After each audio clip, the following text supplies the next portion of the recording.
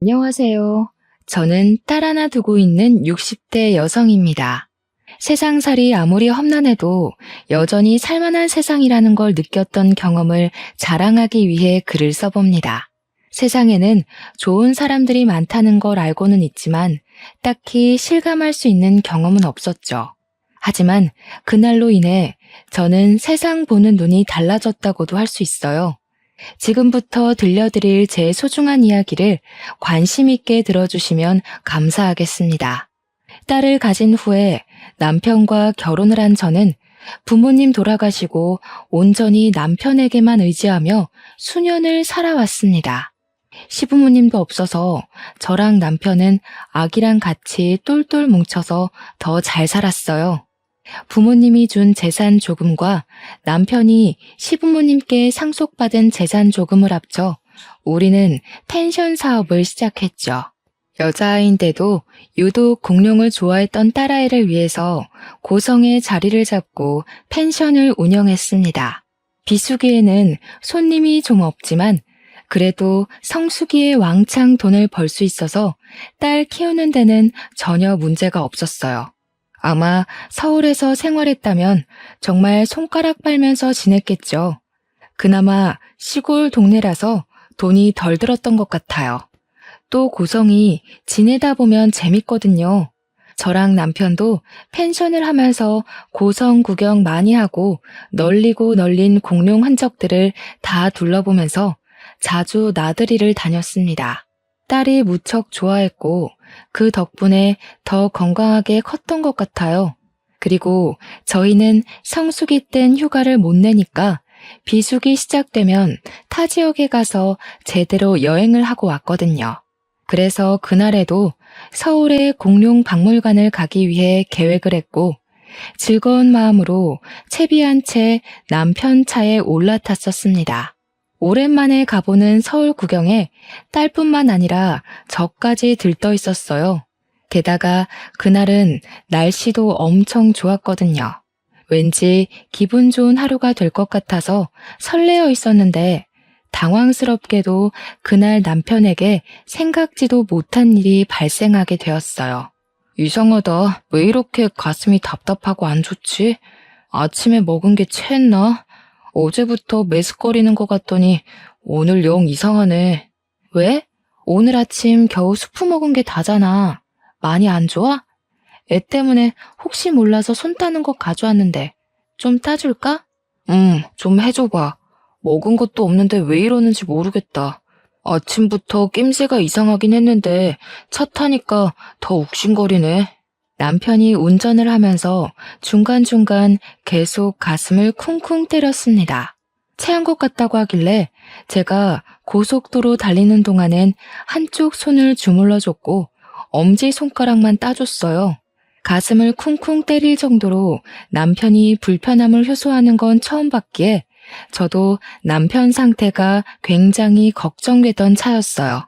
손을 따고도 소화되는 지압을 계속해줬는데 아무래도 남편은 안 되겠나 보더라고요. 단단히 체했다고 느낀 건지 그냥 중간에 휴게소를 들러서 소화제라도 사 먹어야겠다고 했습니다. 남편 안색이 많이 불편한 것 같아서 저도 그러는 게 좋을 것 같았어요. 몸이 안 좋은데 멀미까지 겹친 것일 수도 있으니 딸아이랑 같이 바람 쐴 겸 쉬는 게 좋겠다고 생각했습니다. 다행히도 휴게소는 그리 멀지 않아서 금방 차를 세울 수 있었어요. 남편은 내리자마자 휴게소 매점으로 향했고 저는 딸이 화장실 가고 싶다고 해서 남편한테 먼저 차에 가 있으라고 한 뒤 화장실을 다녀왔습니다. 그렇게 화장실을 갔다 올 때까지만 해도 제 앞에 닥칠 운명을 까맣게 모르고 있었어요. 남편이 당연히 차에 있을 거라고 생각해서 차 방향으로 가려는데 사람들이 매점 주위로 막 모여 있는 겁니다. 무슨 큰일이 일어났나 싶어서 딸 손을 잡고 걸어가면서 엿봤는데 그 순간 제 눈에 가장 먼저 들어온 건 남편 신발이었어요. 그 다음 보였던 게 의식을 잃고 누워있는 남편 얼굴이었습니다. 깜짝 놀란 저는 여보 하고 소리치면서 딸을 놓고 인파를 비집고 들어갔어요. 웬 모르는 남성분이 제 남편 심폐소생을 해주고 있는 상황이었습니다. 저는 예고 없이 쏟아지는 눈물을 흘리면서 어쩔 줄 몰라 손을 벌벌 떨었어요. 심장이 미친 듯이 쿵쾅거려 숨도 제대로 못 쉬겠더군요. 갑자기 숨을 못 쉬겠다더니 쓰러져 버렸어. 119 불렀으니까 너무 걱정하지 마라. 이 양반 마누라 되는 분이셔? 어떡해요. 우리 남편 어떡해요? 여보 왜 이래? 눈 좀 떠봐. 어떡해. 저는 심폐소생을 받고 있는 남편을 지켜보는 것 말고는 할 수 있는 게 없었습니다. 그 상황이 너무 무섭고 절망스러웠어요. 그런 제 마음을 잘 아시는 건지 할머니께서 침착하게 저를 진정시켜 주었습니다. 그때 119가 도착하고 구급대원들이 서둘러 남편을 데리고 갈 때 저는 그제야 딸을 챙기고 올라탔어요. 딸도 아빠가 잘못되는 줄 알고 서럽게 울고 있었더라고요. 저도 너무 놀랐던지라 딸을 살피지 못했습니다. 그렇게 휴게소를 떠나고 병원을 가서 검사 확인을 했더니 의사 선생님께서 하는 말이 남편 심장 전선 하나에 문제가 생기긴 했는데 심폐소생이 잘 되어서 괜찮다고 하는 겁니다. 크게 걱정할 필요가 없다고 했어요. 너무 정신이 없어서 순간 망각했는데 심폐소생했던 그분이 땀을 뻘뻘 흘리고 있었던 게 기억이 났어요. 바쁘게 구급차 올라탄다고 감사하단 말을 못 전했다는 것이 그제야 마음에 걸렸습니다. 그 남자분이 누군지 몰랐지만 우리 남편 생명의 은인인 건 맞잖아요. 너무 감사한데 연락처도 몰라서 난처하더라고요. 꼭 감사했다고 말씀드리고 싶은데 그땐 머릿속에 남편밖에 없었기에 어떻게 만나서 감사 인사를 전해야 할지 막막했습니다. 일단은 그보다 급한 것이 또 있었어요. 구급차를 타고 오는 바람에 모르고 있었는데 나중에 남편 신분증 찾는다고 주머니를 뒤졌는데 남편 지갑도 없고 게다가 휴게소에 차를 두고 와버렸더라고요. 저는 지인의 도움을 받아서 일단 남편 차를 먼저 챙기기로 했어요.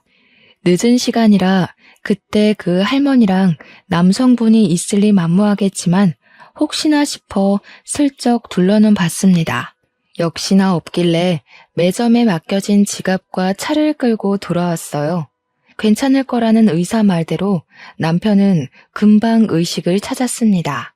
남편이 그날의 기억을 잘 못하길래 제가 생명의 은인 얘기들을 막 해줬어요.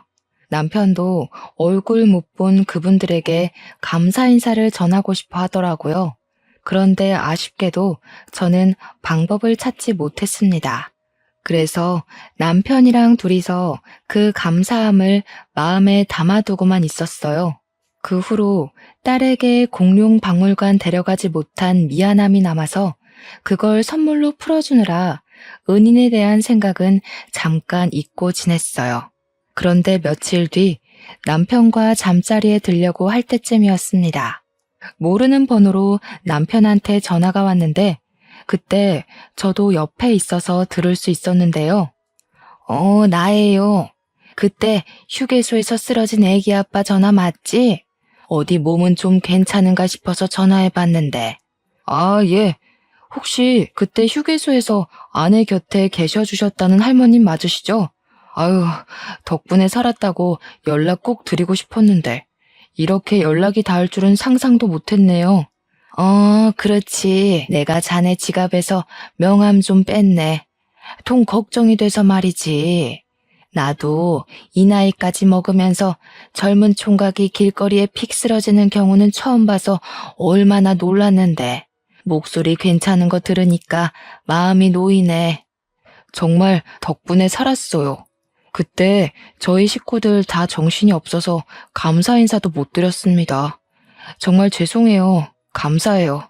그리고 혹시 저한테 심폐소생술 해주신 분과는 아는 사이인가요? 저희가 그분께도 꼭 감사 인사를 하고 싶어서요. 그 사람? 내 아들 놈이야. 의사 일을 하고 있어서 맨날 심폐소생술하니까 별로 힘들지도 않았을겨. 감사 인사는 내가 전해줄게. 지금은 아기 아빠 몸 걱정만 해. 나도 기절 한번 해본 적이 없는데 젊은 사람이 벌써 몸이 엉망이면 쓰나. 감사합니다. 정말 감사합니다. 제 생명의 은인이세요. 복 받으실 거예요. 아들분께도 꼭 제가 감사했다고 전해주세요. 직접 얼굴 보고 인사드리고 싶지만 바쁘실 것 같아서 이렇게만 말씀드리는 거 죄송해요. 남편은 할머니가 보이지도 않는데 자세를 바로 하면서까지 고개를 연신 숙였습니다. 영영 생명의 은인분들에게 인사를 못 드리게 될 줄 알았는데 그날 밤 연락이 와서 저랑 남편 둘 다 많이 놀랐어요. 할머니 말로는 남편 추후가 걱정되고 궁금해서 지갑에서 명함 하나쯤은 빼도 될 것 같아 손을 댔다고 하더라고요. 남편 지갑에 손을 대준 것이 감사했던 적은 또 처음이었어요. 어쨌든 저도 남편이 전화 끊기 전에 할머니 목소리 듣고 싶어서 폰을 넘겨받아 인사를 드렸습니다. 할머니는 마치 저와 남편의 가족이라도 되는 것처럼 건강을 많이 걱정해줬어요. 딸도 있으면서 부모가 건강해야지. 딸이 엄마 아빠 닮아서 아주 예쁘던데. 그렇게 예쁜 자식 울리면 좋은 부모 못 되는 거야. 딸한테만 투자하려고 하지 말고 자네들 몸 관리도 같이 신경 써. 가족 하나 잃는 것만큼 식구들에게 못할 짓은 없다. 할머니는 저희에게 참 감사한 충고를 해주고는 전화를 끊으셨습니다. 그 따뜻하고 마음이 너무 고마워서 저랑 남편은 새삼 눈물을 찔끔 보였어요. 그리고 할머니 말대로 건강검진에 소홀히 하지 않으며 살았습니다. 그때는 그저 정말 고맙고 따뜻하신 분이구나 그렇게만 생각하고 지난 일이라 넘겼습니다. 감사 인사도 드렸으니까 더더욱 마음에 남은 무거운 빚은 없었죠. 그리고 저희는 또 일상을 살아갔어요. 저희는 한 고비를 넘겼으니까 다음에는 더 잘 예방할 수 있을 거라고 생각을 했습니다. 그렇게 할머니 말씀대로 남편이 특히 직장과 검진을 병행하면서 주기적으로 검사를 받았는데요. 갑자기 고성병원에서 큰 병원에 가봐야겠다고 하더라고요. 그래서 남편이 연차를 내고 저랑 딸과 함께 서울로 올라갔어요. 검진을 다시 실시했더니 뇌동맥류 질환이 발견되었다면서 수술을 해야 된다는 겁니다. 솔직히 심장이 철렁했지만 그래도 의사 선생님이 남편더러 검진 열심히 해서 목숨에 지장 없이 수술로 해결할 수 있는 거라 했습니다. 조금은 안심이 되었어요. 그런데 문제는 남편 스스로의 기분이었어요. 남편은 평생 감기도 잘 안 했었는데 갑자기 이렇게 아프니까 스트레스를 많이 받았나 보더라고요. 수술을 하고 입원해 있는 동안 부쩍 기운이 빠져갔습니다. 내가 벌써 이러면 안 되는데 미안해 여보. 나 참 볼품없는 가장이지. 당신한테 힘이 돼주고 싶은데 이렇게 병든 닭이 돼버려서 미안해. 무슨 소리야. 그런 말 하지 마. 당신 덕분에 나랑 딸이 버티고 살고 있는 건데 왜 그런 마음 약한 소리를 해. 누구나 아플 수 있는 거야. 미안하면 더 힘내서 빨리 나을 생각이나 해. 남편은 결국 건강상 문제로 큰 병원에서 쉬는 게 좋을 것 같아 서울병원으로 입원을 했습니다. 저랑 딸만 고성에서 펜션 하면서 남편 병원비를 위해 알뜰하게 살았죠. 저는 정말 남편만 힘을 낼 수 있다면 혼자 고생해도 상관이 없었어요. 우리 딸이 갓난아기라서 매일 시달리고 있어야 되는 것도 아니었고 돈 아껴 산다고 굶어 죽는 것도 아니었으니까요. 다만 한 가지 힘든 점이 있다면 시기가 하필 성수기가 아니라는 것이었습니다. 장사가 돈이 안 되니까 남편 병원비 마련하는 것이 좀 빠듯했어요. 그래도 남편한테는 티를 안 냈습니다. 남편이랑 매일 연락하면서 기운을 주고 싶었어요. 그런데 아무래도 남편이 아픈 데다가 혼자 있다 보니까 심리적으로 많이 우울한가 보더라고요. 공황장애 비슷한 걸 겪고 있다는 소식을 뒤늦게 알았습니다. 큰 병원이라서 정신과까지 동원이 되어 남편이 약을 먹고 있다고 하네요. 병원비 많이 들어도 괜찮으니까 필요한 치료 있으면 뭐든 다 하겠다고 해. 우리 딸 생각하면서 건강만 회복해줘. 할머니께서 그랬잖아. 애한테 부모가 없으면 그것만큼 큰 나쁜 부모는 없다고. 무슨 말인지 알지? 그렇지. 가장으로서 참 면목이 없다. 내가 어떻게든 우리 가족 책임질게. 당신이 조금만 애써서 우리 딸 좀 잘 봐주고 있어. 당연하지. 당신이야말로 우리 걱정하지 말고 기운내. 돈 걱정은 진짜 안 해도 되니까 마음 놓고. 당신이 지금 가장으로서 노력해줘야 되는 건 힘내서 치료하는 것뿐이야. 남편은 저랑 전화를 할 때만 기운 있는 목소리를 내었습니다. 그런데 저만이 남편의 기분을 눈치챌 수 있었어요. 남편은 갈수록 더 울적해지고 있었습니다. 그게 걱정되어서 결국 저는 하루 날을 잡고 오랜만에 남편에게 가보기로 했어요. 그렇게 딸이랑 같이 서울로 올라갔다가 뜻밖의 소식을 접하게 되었습니다. 병원에서 말하길 남편이 이미 한 달 전에 퇴원을 했다는 겁니다. 분명 남편과 일주일 전에 통화를 했거든요. 남편 깜짝 놀래주려고 몰래 와서 연락도 안 했었는데 그제야 저는 남편에게 미친 듯이 전화를 했어요. 그런데 연락이 닿질 않더군요. 그건 아주 잠깐의 문제가 아니었습니다. 남편은 그대로 밑도 끝도 없이 잠적을 해버렸어요. 저희는 서울에 집이 없으니까 남편을 찾기 위해 서울에 계속 머물고 있을 수도 없는 상황이었습니다. 결국 저는 경찰에 실종 신고만 해놓고 고성에 내려가 딸이랑 연락을 기다릴 수밖에 없었어요. 그러나 절망스럽게도 시간만 흘렀어요. 남편에게도 경찰에게도 연락이 올 기미가 없었죠. 혹시 남편이 어디 길 가다가 또 쓰러진 건 아닌가 싶어서 저는 하루가 멀다 하고 밤잠을 설쳐야 했습니다. 남들 다 일상을 사는데 제 시간만 남편이 사라진 그때로 멈춰있는 기분이었어요. 경찰에 독촉도 해봤지만 성과는 여전했습니다. 그렇게 세월이 흘러 제 딸이 어느덧 결혼할 나이가 되어버렸어요. 그때까지도 남편은 저희 곁에 무소식만 남겨주고 있었죠. 저는 결코 남편을 포기하지 못했는데 딸은 이미 마음속으로 자기 아빠를 저 세상으로 배웅한 듯 했습니다. 그걸 차마 제게는 말 못하고 있는 것 같았어요. 딸의 속상한 마음을 알지만 저는 그 마음을 모른 채 하고 싶었습니다. 인정하는 순간 저는 영영 남편과 만나지 못할 테니까요. 그런데 하늘은 도통 저의 이런 간절한 마음이 보이질 않는 건지 계속 남편을 놓으라고 아우성치는 것 같았어요. 어느 날 딸이 제게 와서 생각지도 못한 소식을 전하더라고요. 엄마, 나 임신했어. 미안해.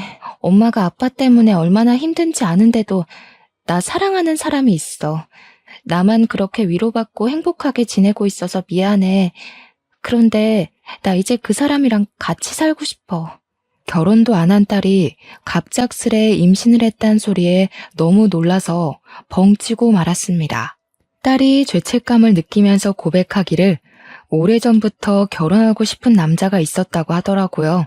그런데 제가 남편 때문에 끙끙 앓으며 허송세월 보내고 있으니 감히 자기 혼자 행복하게 가정을 꾸릴 면목이 없었다고 차마 사위 될 사람을 소개 못 시켜줬다고 하는 겁니다.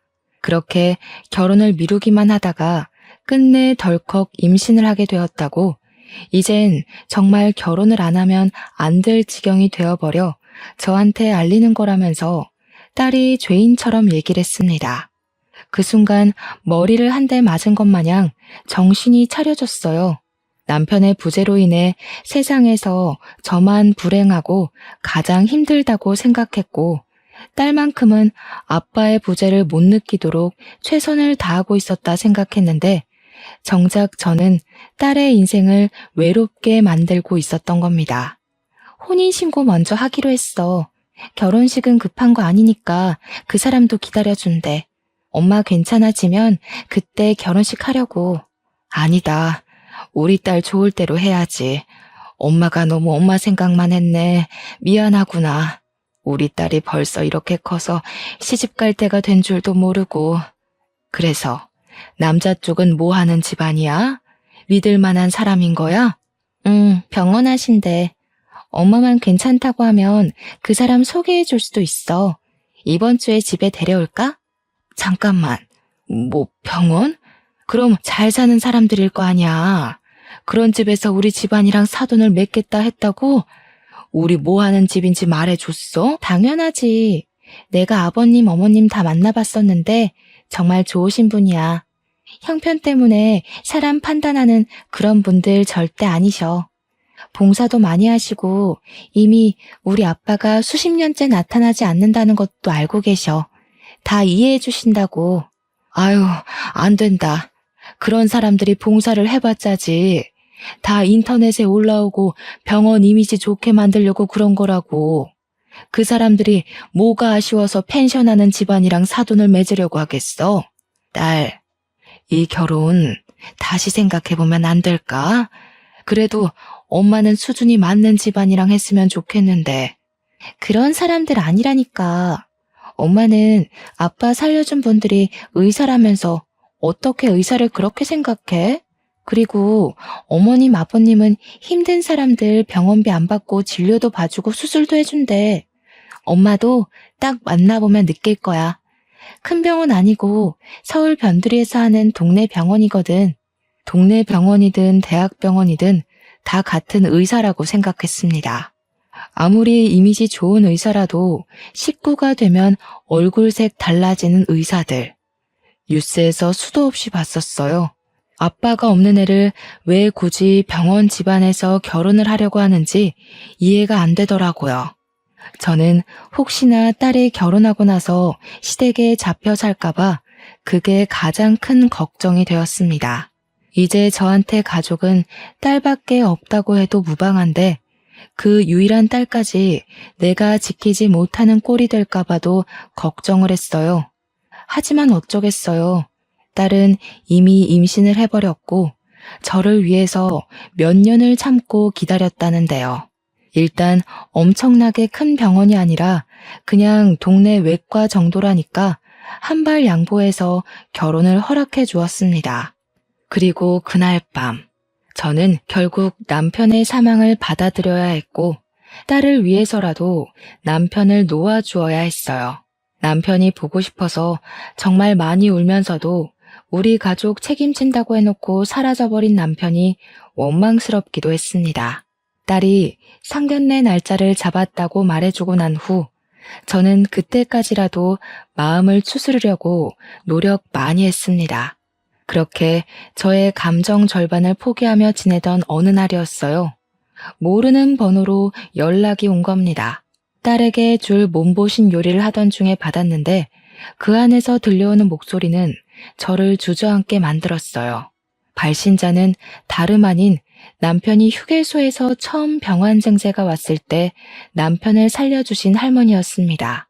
휴게소 때로부터 무려 14년이 지난 날에 온 연락이었어요. 내가 죽기 전에는 그 양반 잘 살고 있는지 알고 죽어야 쓰겄다. 요즘은 어떻게 지내고 있어? 아기 엄마도 잘 지내고 있는 거야? 조그맣던 딸내미도 많이 컸겠네. 할머님께서 어떻게 제 번호까지? 할머님은 건강하게 잘 지내고 계세요? 저희가 먼저 연락을 드릴 걸 그랬어요. 아직까지도 저희 생각해 주시는 줄은 몰랐네요. 너무 감사드려요. 연락은 뭐 시간 되는 사람이 먼저 하고 그러는 거지. 그런 게 뭐 중요한가? 그래서 아기 아빠는 어때? 다 같이 잘 살고 있는 거야? 할머니께서 묻는 말에 저는 남편이 실종돼서 죽었는지 살았는지도 모른다는 소리를 할 수가 없었습니다. 이렇게 시간이 흘렀는데도 할머니께서 저희 안위를 걱정해 주시는 거면 솔직하게 남편 소식을 말했을 때 왠지 할머니가 마음 편히 못 지낼 수도 있을 것 같다는 생각이 들었거든요. 그래서 결국 할머니께 거짓말을 해버렸고 우리 모두 잘 지내고 있다고 답했습니다. 할머니를 위해서 그게 저만의 최선이라고 생각했어요. 저는 우리 집안 신경 쓰지 마시고 할머니 건강 걱정하면서 지내길 바랬죠. 할머니를 생각해서 겨우 울음 삼켜가며 말을 했는데 정작 할머니는 대답이 없었습니다. 그러다 갑자기 한숨을 푹 쉬면서 저를 향해 혀를 끌끌 차셨는데요. 가여워서 어쩌나. 아무래도 내가 가만히 있으면 안 될 문제 같네. 내가 이번 주에는 중요한 약속이 있어. 그 일 끝나면 다시 연락할 테니까 기다려라. 뜬금없는 말이라고 생각했습니다.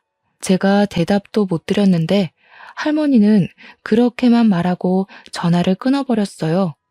할머니의 말이 의아했지만 그보다 겨우 마음 정리했던 남편을 다시 떠올린 셈이라서 가슴이 무너질 만큼 슬픈 기분을 또 느꼈습니다. 시간을 어떻게 흘려보내는지 모르게 딸 상견례 날이 다가왔어요. 그래도 딸 상견례에선 울상으로 있을 수 없어서 딸과 함께 미용실에서 메이크업과 헤어까지 받고 상견례 자리에 갔습니다. 저랑 딸이 먼저 도착했고 한 2분 뒤에 사돈될 사람들이 우르르 들어오는데 그때 저는 앉은 자리에서 벌떡 일어날 수밖에 없었어요. 휠체어에 실려서 들어오는 할머니가 있었는데 얼굴 보자마자 14년 전 우리 남편을 살려주고 제 곁을 지켜준 은인이라는 게 바로 생각이 났습니다. 너무 놀라서 저는 바로 할머니를 아는 채 했어요. 그러자 할머님이 저를 가만히 보다가 박수를 짝 치더라고요. 어머나, 이게 누구야? 아기 엄마가 어떻게 여길 다 왔어? 설마 우리 집 손자 며느리 될 사람 엄마인 거야? 가만히 있어봐. 그럼 손자 며느리가 그때 그 꼬마애? 네, 맞아요. 제 딸이에요. 아니, 어떻게 이럴 수가 있대요? 그럼 할머니께서 제 사돈 식구란 말씀이세요? 사돈네 사람들은 제가 할머니와 아는 사이니까 굉장히 놀라워했습니다. 할머니와 저 또한 서로를 바라보면서도 너무 신기해서 입만 틀어막고 있었어요. 그러자 안사돈이 할머니에게 우리 아는 사이였냐고 묻더라고요. 그럼 당연히 알지. 내가 이 집안 사람들 때문에 한 번도 아니고 2번이나 놀라고 있는데, 아니 이제 3번째인가? 할머니의 말씀을 저도 몰라 듣고 있었는데 할머니는 우리 관계를 모르는 이들을 위해서 일단 14년 전 그날의 얘기를 먼저 하였습니다. 그러자 안사돈이 어머 하면서 갑자기 저와 할머니 사이의 이야기를 아는 채 하더라고요. 그때 안사돈 하는 말에서 저는 할머니가 왜 우리 집 때문에 2번째, 3번째 놀란다는 소리를 했는지 알게 되었어요. 어머님, 혹시 그분 말씀하시는 거세요? 아버님 병원에서 지내는 분이요? 그래. 아이고, 이렇게 만날 인연이었으면 내가 진작에 그 양반한테 알려줬을 텐데. 그 양반 아무것도 모르고 또 가족 사진만 들여다보고 있을 거야, 둔치처럼. 할머니가 말하는 사람을 안사돈도 알고 바깥사돈도 알고 사위까지 알고 있었어요. 저랑 딸만 당장 무슨 소린지 못 알아듣고 있는 그때 할머님이 저를 휠체어 가까이로 오라고 손짓하셨습니다. 그리곤 제 2손을 꼭 붙잡아 주셨어요. 이 가여운 거사, 식구들이 어쩜 다 그렇게 착해 빠졌어. 네 속 썩어가는데 내 속 다를까봐 거짓말을 했던 거야? 네 서방되는 놈을 내가 데리고 있는데 잘 살고 있기는 무슨. 네? 그게 무슨 소리세요? 제 남편 말씀하시는 거예요? 지금 제 남편이랑 같이 있다는 거예요? 할머니가 제 손을 쓰다듬으면서 말해주는 내용은 그간 남편의 실종 행적을 알 수 있을 만큼 상세했습니다. 남편은 제게 마지막 전화를 하기 전 이미 퇴원 수속을 밟은 상태였다고 했잖아요. 그게 일자리를 구하려고 했던 거랍니다. 거액의 병원비를 저 혼자 감당하고 있는 게 미안했던 것 같아요. 그렇게 무작정 퇴원해버린 남편은 일자리를 알아본다고 경비직 같은 걸 구했는데 그게 놀랍게도 바깥사돈 병원의 경비직 자리였다고 했어요. 바깥사돈 병원은 동네에 있더라도 3층짜리 단독 건물이었던지라 주차장과 경비를 관리해줄 담당이 필요한 규모라고 하더군요. 그런데 그 일을 하다가 남편이 그만 또 병이 도져서 쓰러졌다고 하는 겁니다. 집안이 하는 병원이니 할머니가 마침 병원을 들렸다가 남편을 발견해서 또 조치를 취했다고 해요. 다행히 병원에서 쓰러진 거라 응급처치는 빨랐다고 하더라고요. 그러나 무리한 탓 때문인지 남편은 반신이 마비가 된 상태로 의식을 찾았다고 했습니다. 할머니가 남편을 알아보고서 아주 혼쭐을 내며 가족들에게 연락하라고 했는데 남편이 그걸 거절했다네요. 그렇잖아도 병원비 많이 드는 이 몸뚱어리를 이 꼴까지 만들었는데 그런 모습을 절대 가족들에게 보일 수 없다고 했답니다. 남편 고집을 꺾지 못한 할머니도 어쩔 수 없이 10년 넘게 연락 못 주고 있었다고 했어요. 그래도 할머니는 중간중간 그게 가족한테는 도리가 아니라고 잔소리를 했으나 남편이 울면서 부탁하는 바람에 매번 제게 따로 연락을 하는 걸 포기했다고도 했습니다. 남편은 그렇게 긴 세월 자신을 숨길 동안 죽어라 재활을 받으며 노력하는 덕에 한쪽 다리는 신경이 돌아온 상태라고 하더군요. 완전히 정상이 되면 당당한 가장으로 가족 앞에 나설 거라는 남편의 말에 할머니는 아무래도 시간이 너무 많이 소요되는 것 같아서 할머니 또한 마음이 안 좋았대요. 마치 저희 가족에게 대신 죄를 짓고 있는 기분을 느꼈다고 하더라고요. 그래서 결국 남편 폰을 뒤져 제 연락처를 알아냈고 그날 저한테 전화한 거라고 합니다. 그 사실에 제 딸도 놀라고 저도 놀라서 할머니 앞에 주저앉았어요. 그러자 안사돈이 저를 부축해주면서 다독여 주었습니다. 그분 되게 좋으신 분이던데 가족분들 아프게 그냥 둔 것 보면 조금 야속하기도 했네요. 이렇게라도 만날 수 있어서 얼마나 다행인 기회인지 몰라요. 아휴, 세상에 너무 감사합니다. 저는 제 남편이 죽은 줄로만 알고 어떻게 살아야 할지 막막했는데 저희 남편 살려주셔서 너무 감사해요. 저는 그저 그들에게 고맙다고 인사를 하면서 화장이 번질 만큼 눈물을 보였습니다. 게다가 바깥사돈 되는 분은 우리 남편을 심폐소생으로 살려준 분이잖아요.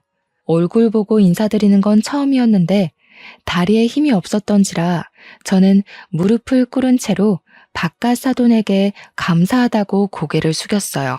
다들 저더러 당연히 해야 할 일을 했을 뿐이라며 대신 위로해 주었습니다. 이 상황이 그저 너무 감사했는데 일단 저는 당장이라도 남편을 찾아가고 싶었어요. 하지만 저희는 상견례를 위해서 모인 사람들이라서 마음을 추스리고 자리에 앉아 그제야 사돈으로서 인사를 나눴습니다. 여기서 이럴 게 아니라 우리 인사 나눠야 될 사람이 한 분 더 있잖아요. 그래도 애들 상견례인데 우리 아들 장인어른 되는 분과도 한자리에서 인사 나누는 게 맞지 않겠어요? 이만 정리하고 저희 병원으로 2차 갑시다. 그래도 사돈들이 제 마음을 알아준 건지 상견례를 간단하게 마치고서 서둘러 남편이 있다는 병원으로 데려가 줬어요. 바깥 사돈이 태워줘서 저랑 딸이랑 바깥 사돈이랑 사위가 같이 움직였고 안사돈 차로 할머니랑 둘이 따로 왔습니다. 그렇게 찾아간 병실 문 앞에는 정말 제 남편의 이름이 적혀 있었어요. 그걸 보자마자 저는 벌써 눈물이 터졌습니다. 심장이 미친 듯이 뛰어 다리가 후들거렸어요. 딸과 사위의 부축을 받으면서 그렇게 병실로 들어갔는데 남편이 창가에 화분을 정리하며 목발을 짚고 있더라고요. 보자마자 여보 하고 불렀습니다. 남편이 저를 돌아보는데 14년 만에 보는 남편의 모습에 허둥대면서 뛰어갔어요. 그리곤 남편을 붙잡고 여기저기 살펴보면서 오열을 했습니다. 제 눈앞에 있는 남편이 꿈은 아닐까 싶어서 한참을 놓지 못하고 있었는데 남편이 저를 포근하게 안아줘서 실감했어요. 남편은 저랑 딸이 찾아온다는 걸 할머니한테 좀 전에 연락받은 듯 했습니다. 너무 오래 기다리게 했지. 미안해. 내 욕심 때문에 자꾸 시간만 미루다 보니까 당신이랑 딸만 아프게 만들었다. 우리 딸 저렇게 예쁘게 키우느라 얼마나 고생했어. 남편은 애써 웃으면서 저랑 딸한테 사과를 했어요. 그러면서 뒤이어 덧붙이는 말이 가족을 이렇게 직접 보니까 힘이 나고 좋은데 그놈의 책임감 때문에 차마 저랑 딸 앞에 못 나타났던 것이 이제야 후회스럽다고 하더라고요. 다시 돌아보니까 그건 책임감이 아니라 도망이었을 뿐이었다는 걸 깨달았다네요. 남편의 사과 따위 저는 다 필요 없었습니다. 그저 남편이 살아있는 것만으로도 너무 감사했어요. 딸도 뒤늦게 아빠한테 다가와서 아빠랑 포옹을 하며 보고 싶었다고 엉엉 울었습니다. 우리 딸이 아빠 없는 동안 엄청 예쁜 아가씨가 됐네. 어쩜 그렇게 똑 부러지는 사위를 골랐대? 아빠는 두말할 것 없이 우리 사위로 합격이야. 아마 딸보다 내가 더 사위를 잘 알지 않을까 싶은데? 사위는 남편을 바라보면서 어안이 벙벙해선 아저씨가 제 여자친구 아빠인지 꿈에도 몰랐다고 놀라 있었어요.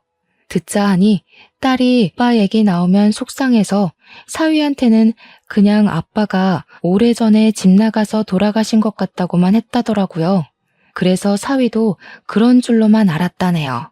그리고 평소 남편 병실에 종종 찾아오면서 고민 상담을 많이 나눴던 것 같습니다. 제 딸에게 잘 보이고 싶었던 사위는 딸 가진 남편에게 이런저런 조언을 많이 구했다 하더라고요. 사위가 그간 남편의 말동무가 되어준 것 같아 고마웠는데 이것이 사위뿐만이 아니라는 게 좀 놀라웠습니다. 할머니도 남편이 우울증 안 걸리게 케어해준다고 마실 나오는 겸 남편에게 엄마 노릇을 해주었고 사부인도 가끔씩 남편이 먹고 싶다는 도시락을 싸주고 그랬다 하네요. 박가사도는 우리 남편을 1순위 환자로 꼼꼼하게 살펴줬고 병원장인 할머니 남편은 아빠한테 병원비를 받지 않았다고 합니다. 대체 얼마나 많은 은혜를 받은 건지 가늠을 할 수가 없었어요. 그저 사돈 식구들에게 너무 감사해서 몸둘 바를 몰랐습니다. 남편도 우리 가족한테 미안한 마음에 늘 마음속 응어리를 담아두고 살았는데 이렇게 얼굴 보니까 그간의 스트레스와 우울증이 다 씻겨가는 것 같다고 자기가 여태 잘못 판단했다는 걸 자각했어요. 그때 할머니한테 또 잔소리 들으면서 엉덩이를 한 대 맞았네요. 남편도 생명의 은인들이 졸지에 사돈까지 돼버린 일에 신기해하긴 했어요. 그리곤 너무 큰 빚을 졌다면서 우리 딸 잘 부탁드린다고 고개를 숙였습니다.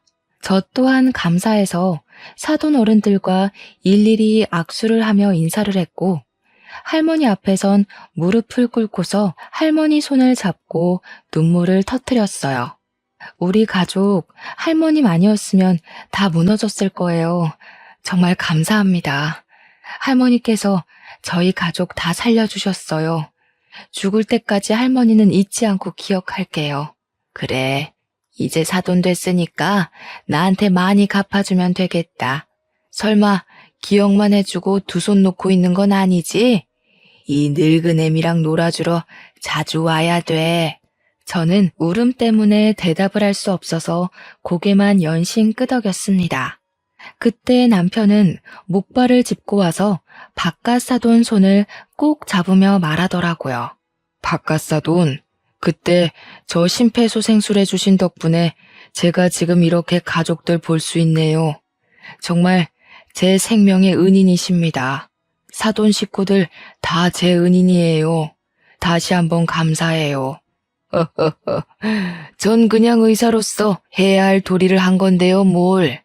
오히려 저희가 고맙죠. 하나밖에 없는 귀한 딸 보내주시는 건데. 모든 게 제자리를 찾았고 제 시간도 남들처럼 똑같이 흘러가게 되자 저희 딸은 상견례 끝나고 바로 결혼식을 준비할 수 있었습니다. 남편은 딸과 함께 행진하기 위해서 그때까지 열심히 재활을 했어요. 사돈네 집안은 동네에 있는 작은 외과도 있었지만 알고 보니 서울에도 아주 크게 병원 하나가 더 있더라고요.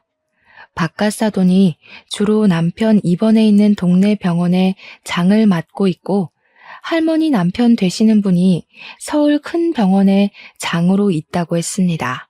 우리 남편한테 돈 받지 말라고 하신 분이 생각보다 더 대단한 분이라서 얼마나 깜짝 놀랐는지 몰라요. 그분들은 무료 진료라고 우리 남편을 소홀히 봐주시는 것도 아니었어요.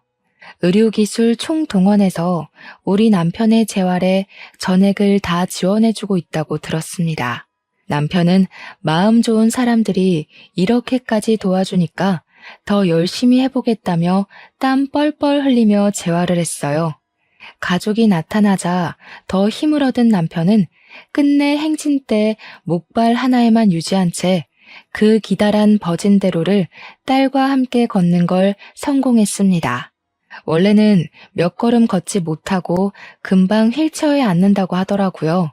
그런데 결혼식 끝나는 내내 준비하고 있던 휠체어는 쓸모가 없었을 만큼 남편은 목발로도 잘 걸어 다녔어요. 저희 모두가 한마음 한뜻으로 기뻐서 눈물을 흘렸었습니다. 딸과 사위의 결혼식은 그렇게 우리 모두에게 의미 있는 날이 되었어요. 그리고 딸과 사위가 신혼여행 다녀온 뒤 머지않아 출산을 했습니다. 딸이 낳은 아이는 딸과 사위를 야무지게 닮은 예쁜 손녀였는데 온 가족들의 사랑을 크게 받고 크는 중이에요. 특히 할머니께서 증손녀를 한번 안으면 놓을 줄을 몰랐어요. 손녀도 할머니를 제일 좋아했을 만큼 둘이 친했습니다. 우리 손녀가 잘 클 때까지 할머니께서도 만수무강하시면 좋겠는데 아무래도 할머니는 연세가 있어서 결국 무리가 찾아오고 말았는데요. 아이고, 내가 이 나이 먹고 증손자까지 다 보네. 좋은 사돈 만나서 누릴 거 다 누리고 배부르게 눈 감겠어. 할머니는 그래도 병환 없이 90세가 넘도록 사셨지만 어쩔 수 없는 세월 때문에 결국 하늘나라로 가셨어요. 그나마 우리 손녀가 걸음마 떼는 건 보고 가셔서 얼마나 다행인지 모릅니다. 우리 가족들은 다 같이 똘똘 뭉쳐서 할머니를 잘 보내드렸어요. 장례식장에서도 사돈네 사람들보다 우리 식구가 더 많이 울었는데 특히나 남편이 3일 내내 정신 못 차릴 만큼 오열하고 슬퍼했습니다. 목숨을 살려준 은인을 넘어서 진짜 어머니라고 생각을 했던 것 같았어요. 할머니가 있는 세상이 훨씬 즐거웠지만 그래도 저희들은 여전히 행복하게 지내고 있습니다.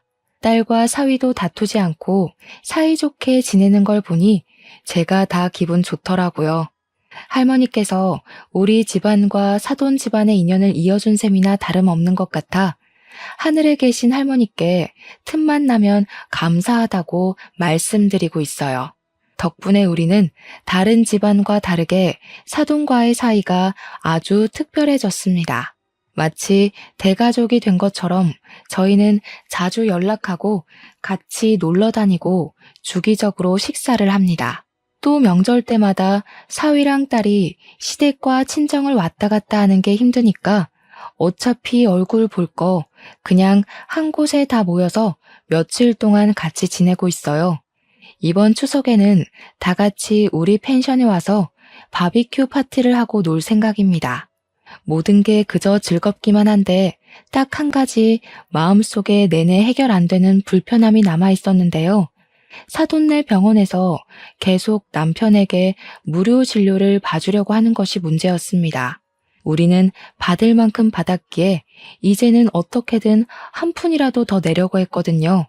그런데 사돈 집에서는 간호사까지 시켜서 납부 못하게 해놨더라고요. 안사돈, 이러면 미안해서 얼굴 보기 힘들어요. 저번 약도 무료로 주셨잖아요. 저 이렇게 계속 받고는 못 삽니다. 우리 체면도 있지. 이제 그만 받아주세요. 오호, 사돈네한테는 평생 병원비랑 약값 안 받을 거라니까요. 우리 집안 사돈이 된 특혜니까 넣어두세요. 이건 돌아가신 저희 어머니께서도 반대하실 문제라고요. 저 불효하기 싫습니다. 아이고, 이 사람 참. 그럼 곧 명절에 우리 펜션 와서 고깃배 터지게 먹을 준비하세요. 저도 돈 한 푼 안 받고 대접만 할 테니까 아무것도 들고 오시면 안 됩니다. 저희 펜션에는 사돈댁 돈 반입 금지예요. 예, 그럼 병원비는 바비큐로 갚아주시죠. 제가 좀 많이 먹는 타입인데 감당할 수 있을지 모르겠네요. 사돈네에 미안한 건 여전하지만 그래도 저희는 서로 이렇게 배려하면서 조금은 불편하게 사는 것이 너무 좋습니다. 남편은 사돈네 덕분에 정말 날이 갈수록 몸이 좋아지고 있어요. 입원할 필요는 없어졌고 약 먹으면서 꾸준히 운동을 하면 앞으로는 목발 없이 걷는 것도 가능할 거라고 합니다. 지금 이렇게 사연을 쓰면서 생각해봐도 저희 집안 얘기가 보통 사연은 아닌 것 같아요. 청취자분들도 그렇게 들어주셨는지 모르겠네요. 저는 사돈댁을 보면서 많이 팍팍해진 세상이 그래도 살만하구나. 나도 마음 따뜻한 사람이 되도록 노력해야지 싶은 자세로 지내고 있어요. 이렇게 너무 좋은 인연을 만나게 해준 제 인생에게 가장 고맙네요. 앞으로 저희 식구는 생명의 은인인 사돈네의 은혜를 갚으면서 살 예정입니다. 제 이야기는 여기까지예요. 따뜻한 제 사연 관심 갖고 들어주셔서 정말 감사합니다.